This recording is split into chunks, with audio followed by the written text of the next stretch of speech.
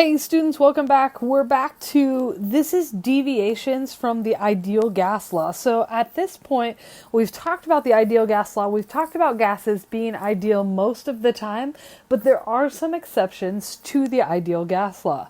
So first off, our exceptions, it says there will be deviations. Why? Remember our ideal gas law. If we go back to our postulates of the kinetic molecular theory, we said that the particles have no volume. Well, that's not actually true, right? It said gases have no volume.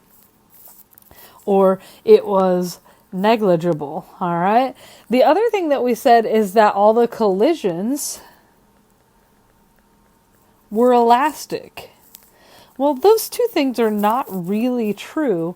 For the most part, they're true, but there are some exceptions, and these are the two exceptions. That the particles actually do have volume, and not all our collisions are elastic because there is some attraction and repulsion for those substances as they get closer. So our conditions where our deviations occur are at very high pressures and very low temperatures. All right, very high pressures and very low temperatures, which kind of makes sense because as we increase the pressure, our substances, right, our volume, most of the time as we increase the pressure, our volume is going down. So our substances are getting a lot closer, which means the volume thing we can't throw out the window anymore because they do have volume as the size of the container gets smaller. The other thing is, as we lower the temperature, our temperature, as we get lower, what's happening? The gas is starting to become more liquid-like, right?